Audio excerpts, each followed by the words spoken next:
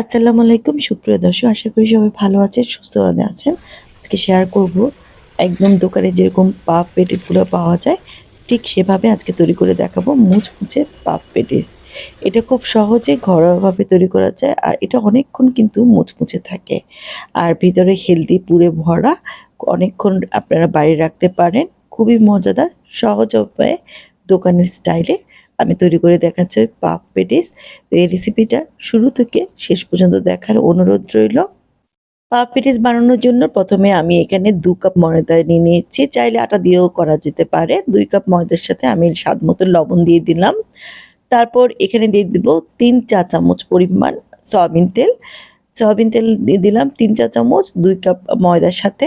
তারপর আমি এই তেলটা ময়দার সাথে ভালো করে মিশিয়ে নিচ্ছি। একদম ভালো করে মিশিয়ে নিতে হবে। প্রতিটা ময়দা যেন তেলের সাথে লেগে থাকে। আপনারা দেখতেই পারবেন মাখাতে, মাখাতে এটার কালারটা কিন্তু একটু চেঞ্জ হয়ে আসে। এখন আমি এর সাথে অল্প, অল্প করে পানি মিশাবো। পানিটা নরমাল রুম টেম্পারেচারে রাখা পানিটা।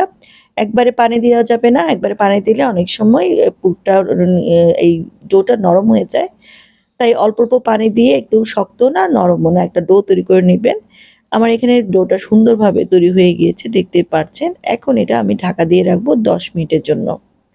একটা পাত্রে আমি পুর তৈরি করার জন্য এখানে ২ টেবিল চামচ সয়াবিন তেল দিয়ে দিলাম। আর এখানে ২ টো বড় পেঁয়াজ এভাবে ছোট, ছোট করে কুচি করে নিয়েছি। পেঁয়াজের পরিমাণটা একটু বেশি দিবেন। পেটিসে সাধারণত পেঁয়াজের পরিমাণটা কিন্তু একটু বেশিই থাকে। আদা বাটা, রসুন বাটা ১ চা চামচ করে দিলাম।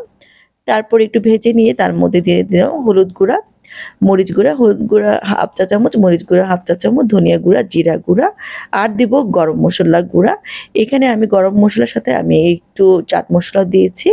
দিয়ে এখন একটু ভালো করে মিশিয়ে নিচ্ছি। লবণও দিয়ে দিব এখানে স্বাদ মতো। তারপর এখানে দিয়ে দিচ্ছি প্রায় ১ কাপের মতো মুরগির বুকের মাংস সিদ্ধ করা। এখানে আমি আদা রসুন দিয়ে সিদ্ধ করে রেখেছিলাম। তারপর এভাবে গ্রেট করে নিয়েছি। এরপর দিয়ে দিলাম গাজর কুচি, এখানেও প্রায় ১/২ কাপ পরিমাণ। আর কাঁচামরিচ কুচি একটু বেশি দিলাম। তারপর একটু পানি দিয়ে আমি একটু ভালো করে মিশিয়ে নিচ্ছি, যেন একটু গাজরটা সিদ্ধ হয়ে যায় আর একটু সফট একটু ময়েশ্চারাইজার একটা আ পুর তৈরি হয়। এখানে আমি ধনেপাতা দিয়ে দিলাম স্বাদ মতো। তারপর এটা চুলাটা বন্ধ করে আমি ঠান্ডা করার জন্য রেখে দিচ্ছি। একটা বাটির মধ্যে আমি এখানে ২ টেবিল চামচ সয়াবিন তেল দিলাম। সাথে আমি ২ টেবিল চামচ দিয়ে দিলাম ঘি। ঘিটা ভালো করে মেল্ট করে নিলাম। তারপর এখানে ৩ টেবিল চামচ দিয়ে দিলাম কর্নফ্লাওয়ার। তো কর্নফ্লাওয়ারটা দিয়ে আমি একটা ঘন একটা দেখেন এরকম আমি একটা ক্রিমি একটা তৈরি করে নিয়েছি। এখন এদিকে আমি যে ডোটা তৈরি করে রেখেছিলাম, এই যে দেখেন প্রায় ১০-১৫ মিনিট পরে এটা কিন্তু আরো সফট হয়ে গিয়েছে। কিন্তু একদম সফট না, একটু শক্ত ভাব আছে। যেহেতু তেলের পরিমাণটা একটু বেশি আছে, ডোটা কিন্তু একটু অন্যরকমই হবে। আবার একটু মথে নিয়ে আমি এটা দুভাগ করে নিয়েছি। ২ কাপ ময়দা আমি মথে ২ ভাগ করে নিয়েছি। তো ১ ভাগ আমি নিলাম, আরেক ভাগ আমি ঢাকা দিয়ে রাখলাম। তো ১ ভাগটা নিয়ে আমি আবারও একটু মলে নিচ্ছি। আমি এটা রুটি বেলার উপরে ভালো করে মলে নিয়ে এভাবে লম্বা করে নিলাম। লম্বা করে নিয়ে আমি এটা ৫ ভাগ করে নিব। প্রতিটা ভাগে যেন একটু সমানভাবে তৈরি হয়ে যায়। কারণ এটা যেহেতু একটু লেয়ারযুক্ত পেটিস হবে, তাই একটু সমান ভাগ করে নিলে পরবর্তীতে এটা যখন আমি ভাঁজ করব তাহলে সমান হয়। তো এখন ৪ ভাগ আমি রেখে দিলাম আর একটা ভাগ আমি একটু আ আ এখানে ময়দা বা আটা দিয়ে দিলাম। দিয়ে আমি একটা পাতলা রুটি বেলে নিচ্ছি। তো দেখতে পাচ্ছেন এই যে এরকম একটা পাতলা রুটি তৈরি করে নিলাম। এভাবে করে কিন্তু প্রত্যেকটা রুটি আমি বেলে নিয়ে আলাদা জায়গায় রেখে দিয়েছি। তো একটা রুটির উপরে আমি ওই যে ঘি, তেলের আর কর্নফ্লাওয়ারের মিশ্রণটা ভালো করে লাগিয়ে দিলাম। তারপর এর উপরে আমি শুকনা ময়দা এভাবে উপর দিয়ে ছিটিয়ে দিলাম। তো এভাবে করে কিন্তু প্রত্যেকটা রুটি মানে ৪ টা রুটি এভাবে করে আমি তৈরি করে নিব। আমি ২য় নাম্বারটাও দেখিয়ে দিচ্ছি। আর একটু কম বেশি হলে যদি রুটি ছোট হয় তাহলে এভাবে একটু টেনে দিবেন যেন সমান হয়। এটার উপরে সেই ঘি আর তেল আর কর্নফ্লাওয়ারের মিশ্রণটা দিয়ে দিলাম। তার উপরে আমি শুকনা সেই ময়দা দিয়ে দিলাম। দিয়ে এটার উপরে আবার এই যে আমি এখানে ৩ নাম্বারটাও দিয়েছি, এরপর ৪ নাম্বারটাও দিলাম। এটার উপরে ঘি, তেল আর কর্নফ্লাওয়ারের মিশ্রণটা দিয়ে এরপরে একটু হাত দিয়ে ভালো করে দিয়ে দিলাম। এটা ৪ নাম্বার রুটিটা আমি করছি। এটার উপরে আমি সেই আটাটা দিয়ে দিব। দিয়ে একটু কম বেশি হওয়াতে আমি একটু টেনে দিলাম। তারপর লাস্টের রুটিটা আমি দেখেন দেওয়ার সময় আমি দেখাতে পারিনি ভিডিওটা। এটা ৫ নাম্বার রুটিটা দিলাম, দিয়ে এটার উপরে কিছু দেওয়া লাগবে না, একটু সামান্য করে হালকাভাবে আপনারা বেলে নেবেন, বেলে একটু বড় করে নেবেন।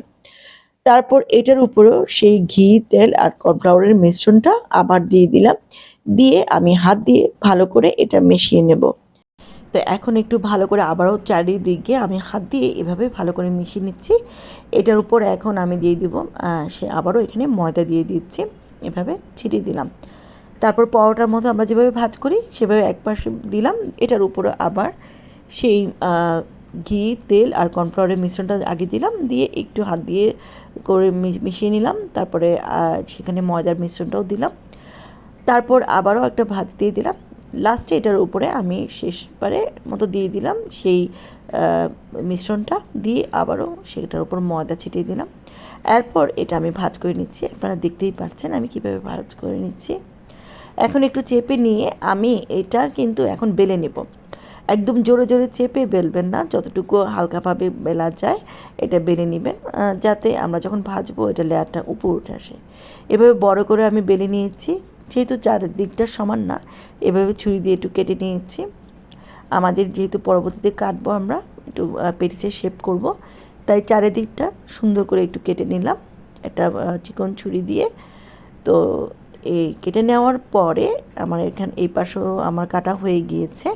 এখন পুরোটাকে আমি 3 ভাগ করব, আপনারা সাইজ অনুসারে ভাগ করবেন। যদি বেশি ছোট হয়ে যায় তাহলে আপনারা মাঝখানে একটা করে আরেকটা 4টা করতে পারেন।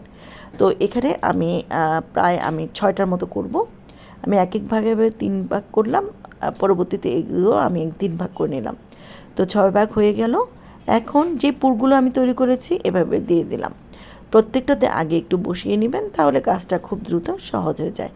প্রত্যেকটা পুর বসানোর পরে একটু পানি দিয়ে সাইড দিয়ে একটু লাগিয়ে দিবেন, যেন এটা খুলে না আসে যখন আমরা এটা পেটিসটা তৈরি করব। এখন আমি আপনাদেরকে দেখিয়ে দিচ্ছি, এটা আমি 2টা ডিজাইন আপনাদেরকে দেখাবো।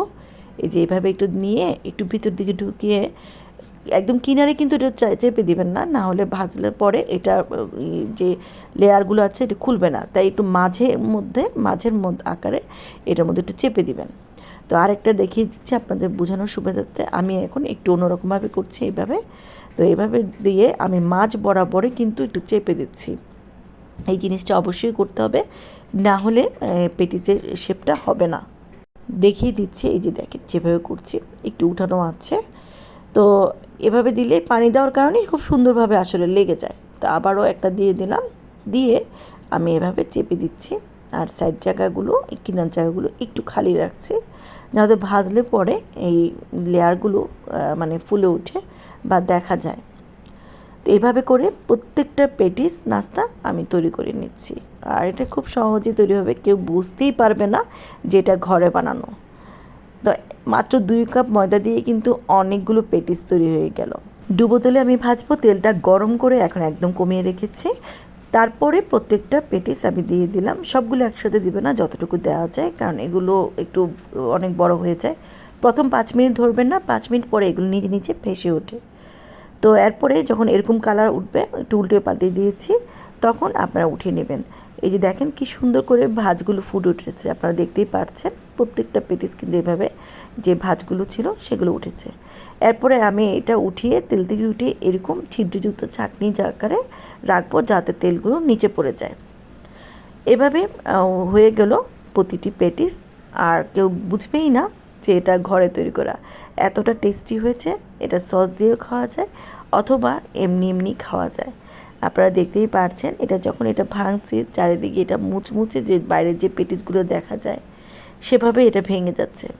আসলে ঘরে তৈরি না করে খেলে বুঝতেই পারবে না এটা কতটা টেস্টি হয়েছে। সহজভাবে তৈরি করে দেখিয়েছি এই পেটিসটি।